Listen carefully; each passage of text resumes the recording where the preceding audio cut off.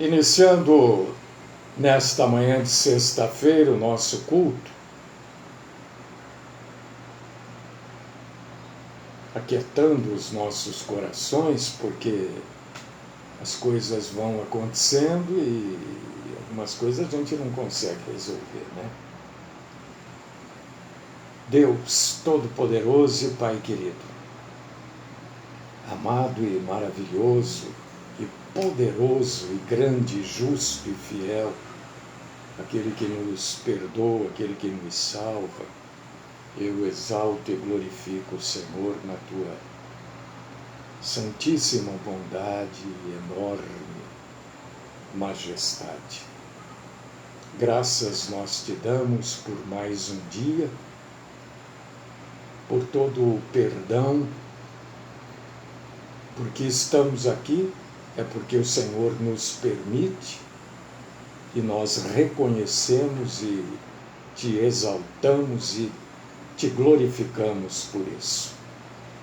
Bendizemos o Senhor, nos juntamos aqui, Senhor, para cultuar o Senhor, prestar ao Senhor um culto, que o Senhor esteja nos recebendo como adoradores, que o Senhor nos aceite como cultuadores do Senhor.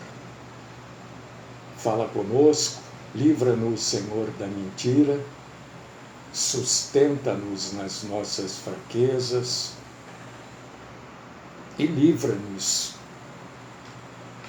de tudo aquilo que venha nos afastar do Senhor. Esta é a oração que eu apresento e deposito aos teus santíssimos pés, no nome do Cristo Jesus. Amém.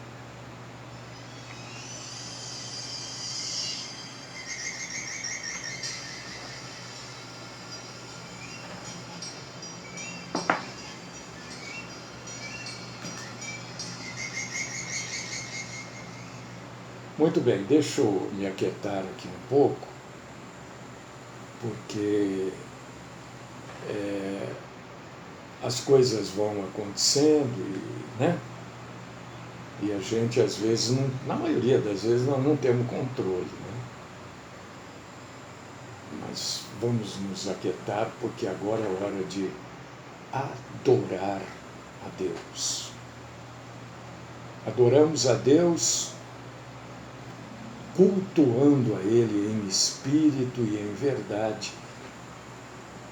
E é o que nós estamos fazendo nesta manhã, sexta-feira. E hoje, na adoração a Deus, que estamos iniciando agora, nós vamos falar de como usar a Bíblia Sagrada, como colocar, aplicar a Bíblia no nosso dia a dia. Como é que a gente faz para pegar as coisas da Bíblia e colocar no dia a dia? Como é que faz? Difícil, né? Por que que é difícil? As leis são diferentes. O tempo é diferente. O lugar é diferente. A cultura é diferente. A geografia é diferente. Os costumes mudaram muito. Enfim, tudo é diferente, ou tudo está diferente da época em que a Bíblia foi escrita. Tá certo? Os interesses, escreve o Edgar, são diferentes. São mesmo.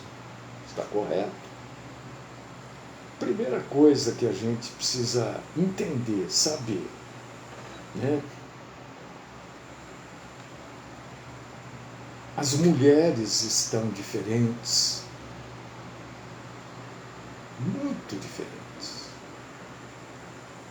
Os homens estão completamente diferentes. Então, como é que eu pego aquilo tudo que está escrito na Bíblia e coloco nos dias de hoje? Como é que eu faço isso? Olha, primeiro você precisa entender algumas coisas, minha irmã e meu irmão. Existem na Bíblia coisas, escritos, na verdade, né? Estou tratando de coisas, né? Que são verdades eternas, porque estão no Velho e no Novo Testamento.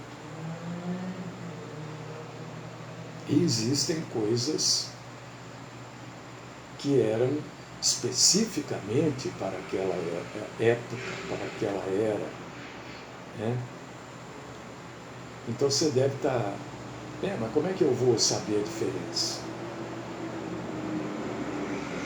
Porque está tanto no Velho quanto no Novo Testamento. Aí está o grande, se é que pode se chamar assim, né? Pulo do gato, para entender a Bíblia. A primeira coisa que você precisa ter na sua cabecinha, meu irmão, minha irmã, é o seguinte: a Bíblia foi encerrada no 1º século depois de Cristo. Mas tudo bem, o que você quer dizer com isso? Eu quero dizer o seguinte para você: a Bíblia Sagrada não foi, presta atenção, porque quando precisa prestar uma atenção especial, eu tenho que chamar a sua atenção para isso. A Bíblia, na sua maneira original, a maioria dela, a maioria da Bíblia, se não a Bíblia toda, não foi originalmente escrita para nós. Por causa disso que existem as atualizações, as revisões. Tem gente que critica isso. Mas a Bíblia não foi escrita para mim, Mário. A Bíblia não foi escrita para você, Carlos Eduardo. Não foi. Os autores da Bíblia, primeiro, eles nem sabiam que eles estavam escrevendo a Bíblia. Primeira coisa que você precisa saber. Nem Mateus, nem Marcos, nem Lucas, nem João, nem Paulo, nem Pedro, ninguém sabia que estava escrevendo a Bíblia. Eles escreviam para determinadas pessoas, como é específico, as cartas, e eles escreviam para pessoas que iam ouvir naquela época aquilo que foi escrito. Eu tenho certeza que não passou pela cabeça de nenhum deles que as palavras seriam lidas por pessoas de todo o mundo séculos mais tarde.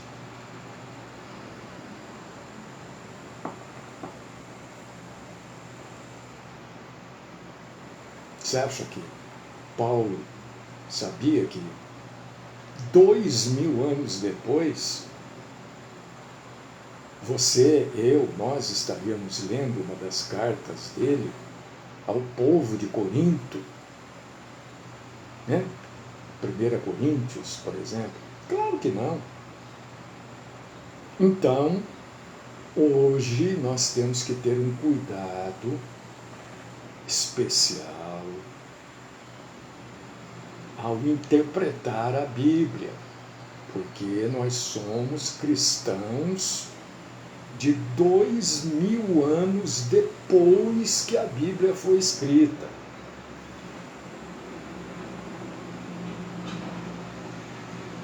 mas a Bíblia é atual. Não, ninguém está dizendo o contrário. Eu não estou dizendo nada. Eu estou falando para você como é que a gente vai aplicar a Bíblia nos dias de hoje. Como é que eu vou fazer isso? Como é que eu vou pegar um negócio que foi escrito há 2000 anos atrás e vou aplicar nos dias de hoje? Aonde eu converso com a pessoa por um aparelhinho e vejo a pessoa. A pessoa pode estar em qualquer lugar do mundo. Eu converso com ela, vendo ela, ou vendo-a, se você assim o quiser. E a pessoa pode mostrar a paisagem toda para mim, de qualquer lugar do mundo. Você está me vendo? Eu não sei onde é que você está. Você está me vendo. Você está me ouvindo. Olha a diferença. Por causa disso que eu digo sempre que nós somos pessoas privilegiadas.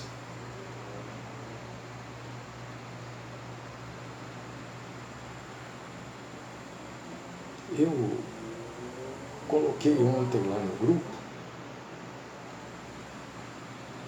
recebi de um irmão e coloquei no grupo um vídeo com áudio lá do pessoal da Congregação Cristã do Brasil, não sei de que lugar do Brasil, não sei. Um ancião lá da igreja pedindo para expulsando demônios do estudo bíblico. Está lá no grupo esse vídeo, se eu não me engano. Está assim, eu coloquei lá. Eu achei tão absurdo que coloquei no grupo. Expulsar demônio do estudo bíblico, da compreensão bíblica.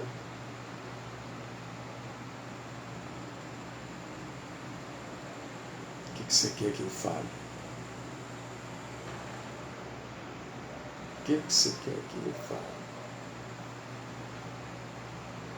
As pessoas querem, é claro, vale o que está na Bíblia. É óbvio. É óbvio. E ninguém tá, eu não estou mudando nada, não estou adaptando nada. Eu só estou trazendo para você a importância de coisas que foram tão jogadas como lixo dentro das igrejas. O estudo bíblico. Quem é que dá estudo bíblico na maioria das igrejas? Quem é que dá? É das igrejas, denominações. Alguém que o pastor escolhe lá porque acha que é adequado. Por causa disso que surgem as aberrações, por causa disso que surgem as má... E vocês prestar atenção no que eu vou dizer aqui hoje, você vai falar, mas olha... Pois é. Então, queridos irmãos e queridas irmãs, existem 3 regras de interpretar a Bíblia. 3 regras. Mas tem regra. Para não fazer coisa errada, para não ensinar errado, para as pessoas não aprenderem errado. Ontem a gente falou aqui, anteontem, né, de coisas que eu aprendi errado lá na minha conversão. Falamos ontem do sacrilégio, né? E que a gente luta para tirar isso de dentro da gente. Por quê? Porque nós aprendemos errado. Então, aprender errado é um problema. Primeira regra de um negócio chamado hermenêutica. Não adianta. Não adianta. Se não aplicar a hermenêutica, você vai entender totalmente errado a Bíblia. Precisa de hermenêutica. O que é hermenêutica? Hermenêutica é a interpretação bíblica. É isso. A maneira, a forma, a arte, a ciência para se interpretar corretamente a Bíblia Sagrada. Então existem 3 regras, Valdinéia, dentro da hermenêutica.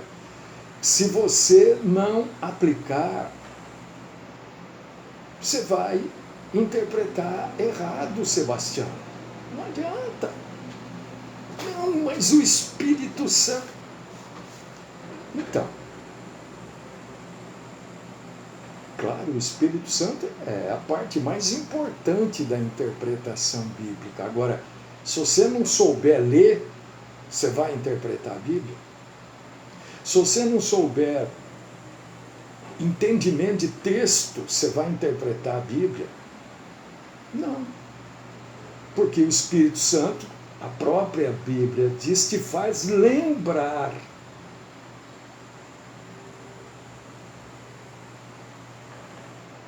Primeira regra, já falei disso uma vez, contexto, né? Texto no contexto. Segunda regra, contexto. Texto no contexto. Terceira regra, contexto. Texto no contexto.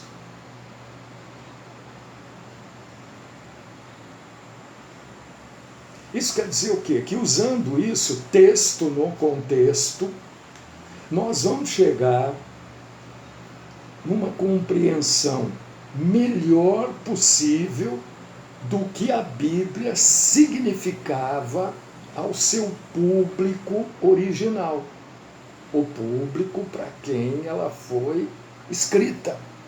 Vou repetir, a Bíblia não foi escrita para você, Benedito. Nem para você, Mário. Não. A Bíblia foi escrita para homens, mulheres, idosos e jovens de 2000 anos atrás.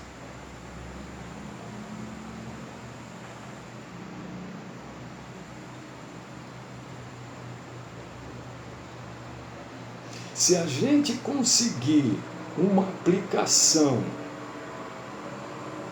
ou melhor, se nós chegarmos a uma aplicação que teria sido estranha para o público de 2000 anos atrás, para quem a Bíblia foi escrita, há uma possibilidade muito forte de que estamos interpretando a passagem corretamente.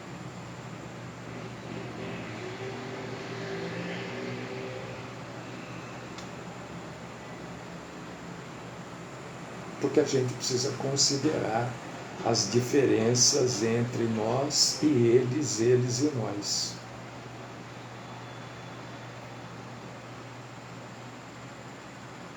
Diferença de linguagem, diferença de língua.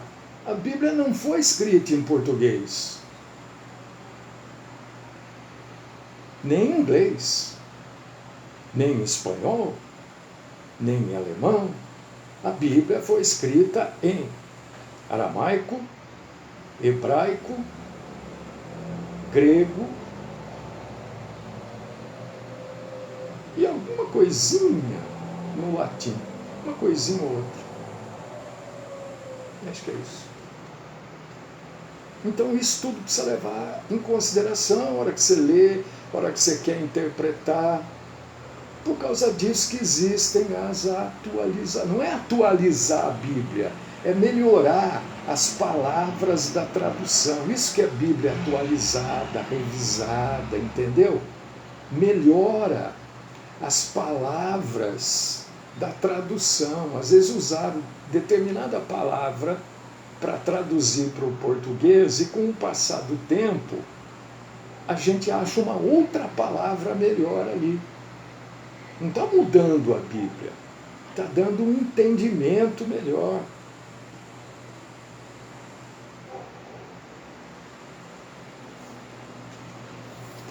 Você já tinha pensado que a Bíblia não foi escrita para você? Não foi. A Bíblia foi escrita para judeus, gregos, romanos, para mais ninguém. Não foi escrita para brasileiro. Por causa disso que nós temos que interpretar. Você vê a confusão que dá, a falta desta informação? Também, olha, vamos e venhamos sem tocar trombeta, nada disso, apenas para esclarecer você, e você de posse desse esclarecimento, a sua cabeça faz assim, né? Por causa disso que tem esse negócio de dom de línguas aí hoje, que a gente vê por aí e fala, meu Deus, que loucura! Porque as pessoas não conseguem entender o que está escrito. Elas não lembram. Carta aos Coríntios. A carta não foi escrita aos campineiros, ao pessoal de Hortolândia, Sumaré, aos valinhenses. Não, não foi. A carta foi escrita aos Coríntios. A maioria das pessoas nem sabe onde fica Corinto. Nem sabe que Coríntios é uma cidade, é o povo de uma cidade. A maioria não sabe. E a maioria também não quer saber, hein? Eu estou até estranhando, tem bastante gente aí acompanhando a gente. Estou estranhando. Não que eu não gosto, claro que gosto. Mas, por exemplo, eu gosto de trazer exemplo para você entender como é que eu coloco a Bíblia hoje. Você já deve ter ouvido, não sei quanto, eu já ouvi, perdi a conta, né? Por exemplo, sermões pregados lá em 1 Samuel, primeiro Samuel. Por que primeiro? Porque é um livro, não é uma carta. 1 Samuel, capítulo 17. Você já deve ter ouvido ali pregações sobre a história de Davi e Golias. Já deve. Quem é que nunca ouviu? Né? Derrotar. Golias são os gigantes da nossa vida. Está tudo errado. Não tem nada a ver. Esta passagem, que, por exemplo, às vezes a pessoa usa outra passagem para pregar Davi e Golias, não é? Eu estou citando 1 Samuel. Tudo bem. Mas não tem nada a ver com gigantes da nossa vida. Isso é invencionice de pregador que distorce aquilo que está escrito. Porque pegam detalhes narrativos e vão direto para a aplicação. Comparar, por exemplo, Golias com uma situação difícil, intimidante, que deve ser superada pela fé, está errado. Não é essa a exegese. Contexto, não tem nada a ver com isso. Se você for pegar 1 Samuel 17 e falar, não, eu vou ler do jeito que o Mário falou lá, você vai ver que não tem nada, absolutamente nada, a ver com situação difícil da vida das pessoas. Outros vão pior ainda, né? 5 pedras que Davi pegou, querem alegorizar as pedras. Você já deve ter ouvido isso também, não deve? E no final eles terminam dizendo assim que nós devemos ser fiéis como foi Davi. Às vezes até são sermões bonitos, sermões envolventes que as pessoas chamam de ungido, a palavra falou comigo hoje, né? é que nunca falou isso?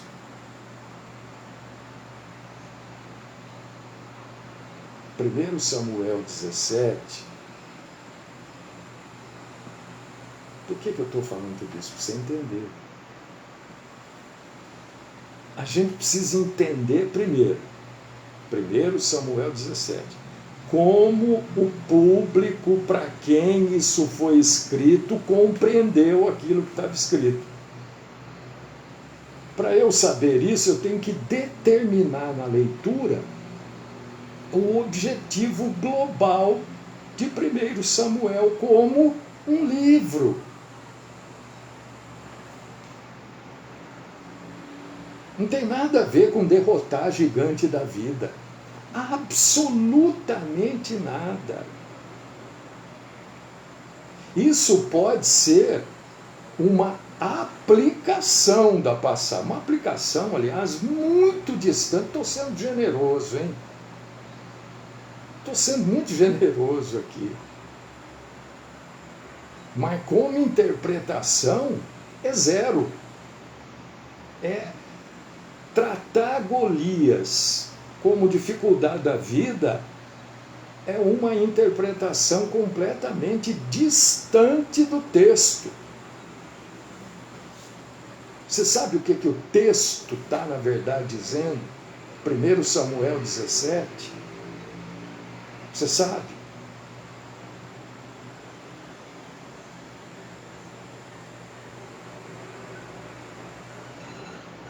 Não, Maria, a Bíblia também, olha, também é um livro histórico. Para quem que a Bíblia é um livro histórico? Para Israel. Nós não temos a história do Brasil, né? Eles têm a Torá. É a história deles, eu já falei isso. As nossas crianças aqui na escola aprendem o quê? Pedro Álvares Cabral com as 3 caravelas, Nina Pinta e esqueci o nome da outra, não sei o quê, Caminho das Índias. Não é isso que as crianças aprendem aqui na escola? O que o judeuzinho bonitinho, com aquele cabelinho aqui assim, né? Chapeuzinho, assim, o que é, o quipazinho, o que ele aprende? Isso aqui que está na Bíblia, na Torá, nos primeiros livros. É isso que ele aprende na escola. Essa é a história de Israel. Então é um livro histórico, é também um livro histórico. Não é só um livro histórico. Claro que precisamos entender. Muito bem, Edgar. Muito bem. O texto de 1 Samuel 17 tem Deus como o herói da história. E Davi, na verdade, é um veículo escolhido para trazer a salvação ao seu povo. Mas o herói da história, isso foi escrito, Samuel escreveu isso para dizer a grandeza de Deus, não a grandeza de Davi, e nem para dizer que Golias são os problemas da nossa vida. É para dizer, o texto de 1 Samuel 17, que Davi foi escolhido para trazer a salvação ao seu povo. E é completamente contrastante com o rei do povo da época, que era Saul, com o rei de Deus, que era Davi, que pré-anuncia Cristo, filho de Davi. É isso que o texto está dizendo. Não está dizendo coisa nenhuma de problema da vida. Não tá, pode ler aí. Isso é invencionice de pregador, que inventa coisas para deixar o texto bonito, mais bonito do que a maravilha que ele é, do jeito que ele foi escrito. Então eles mentem.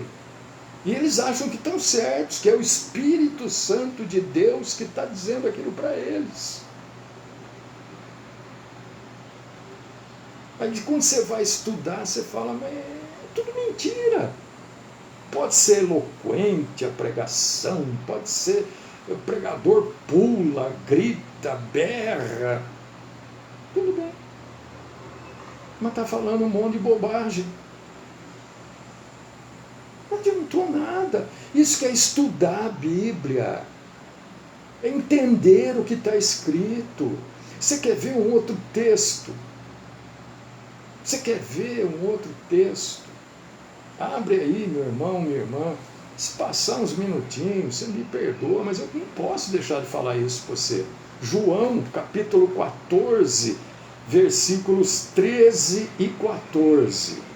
Evangelho de João, capítulo 14, versículos 13 e 14. Olha o que está escrito aqui.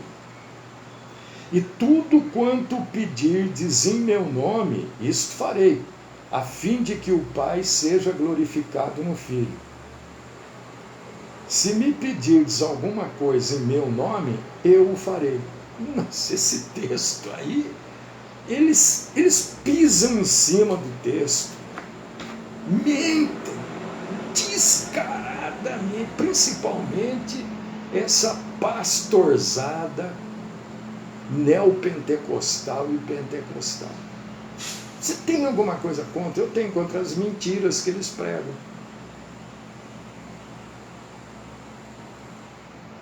Eu falei essa semana de usar, falei quando foi? Ontem, né? Foi anteontem. Usar o nome de Deus em vão. E é daí desse texto que surge esse negócio aí. Em nome de Jesus. Nossa, você vai lá, em nome de Jesus. O nome de Deus em vão. Como se o nome, em nome de Jesus, fosse uma fórmula no final da oração para você convencer Deus que você merece receber aquilo.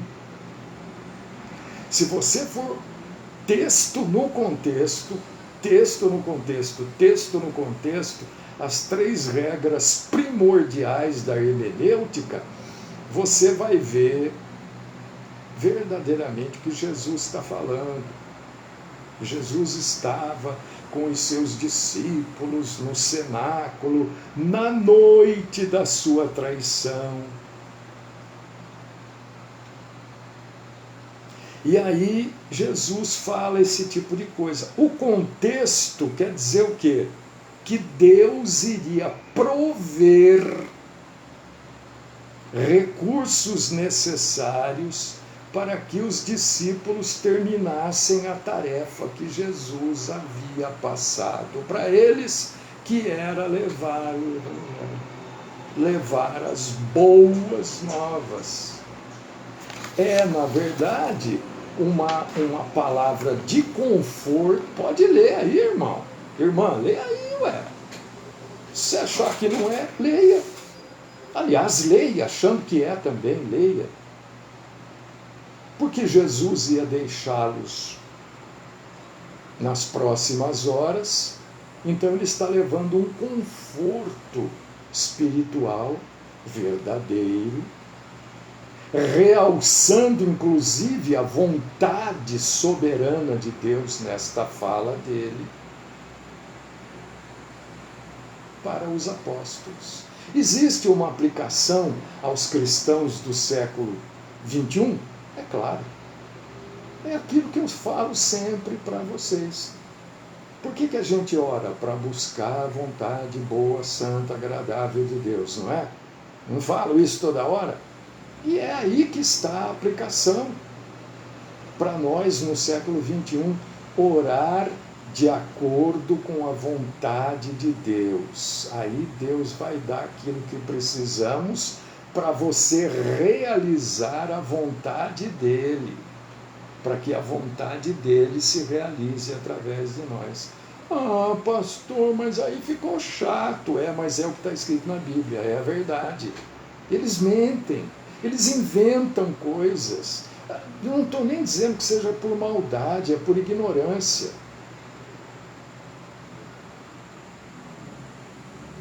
Mas isso não muda nada, é mentira. Nós temos que nos submeter à vontade de Deus, é isso que o texto. Leia o contexto do texto. Aí, quando o nosso pedido bate com a vontade de Deus, Deus sempre vai providenciar tudo aquilo que a gente precisa para realizar a vontade dele. Então, é importantíssimo, é assim que a gente pega a Bíblia e coloca no nosso dia a dia.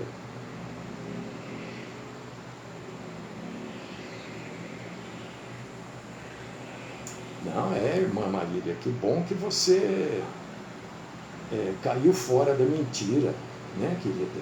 Eu fico feliz, viu? Claro que a gente precisa ler. Bom, a Bíblia, inclusive, a Marília está dizendo que ela era católica tal, e que lá não se incentivava, não sei hoje, a ler a Bíblia, né? Era até proibido. A Bíblia deveria ser lida somente para pessoas que não eram leigas, né? Os leigos não poderiam ler a Bíblia. Hoje mudou muito isso. Prova que eles estavam errados por centenas de anos, né? Mas é isso, meus irmãos e minhas irmãs, para não ir muito mais longe também. É claro, é óbvio, ninguém está colocando aqui a sabedoria humana acima da sabedoria de Deus. Não é isso que eu estou proclamando aqui hoje. A gente precisa ser humilde e não se esquecer do papel do Espírito Santo na interpretação. Agora, se você está no caminho errado da interpretação, como é que o Espírito Santo vai lembrar você? João 16:13, para a gente encerrar. Vamos lá, 16. Quando vier, porém, o Espírito da verdade, ele vos guiará a toda a verdade, porque não falará por si mesmo, mas dirá tudo o que tiver ouvido e vos anunciará as coisas que hão de vir. A Marília, né? Ela escreveu, e ela foi guiada pelo Espírito Santo de Deus. Com certeza. Não tenho dúvida. O Espírito Santo de Deus guiou a Marília em direção à verdade. Para ela sair daquela mentira, daquela idolatria. Né? Tem gente que não quer ficar, então o Espírito Santo não obriga ninguém, né? Mas deu para vocês entenderem um pouquinho melhor o que é essa coisa de interpretação bíblica, texto no contexto. Se a gente não usar isso, é por causa disso que existem as grandes aberrações, né? Principalmente no pentecostalismo. Não que não exista aberração em outras ramificações, não é isso, tá? Querido Deus, amado, poderoso Pai e Senhor, nós te glorificamos, te adoramos, te engrandecemos, te damos graças, Senhor, por esta semana que o Senhor nos deu, te damos graças, Senhor, por tudo isso que o Senhor nos orientou hoje. Isso é importante para a gente estar sempre em busca da verdade, viver a verdade. Eu te louvo, Senhor, eu te agradeço. Que o Senhor continue falando conosco, nos sustentando nas nossas fraquezas e nos ajudando a separar a verdade da mentira. Graças no nome do Cristo Jesus. Ô Sebastião, que bom, está chovendo aí em Hortolândia? Aqui, por enquanto, nada, viu? É uma poeira no ar que está terrível. Louvado seja nosso Senhor Jesus Cristo. Amém.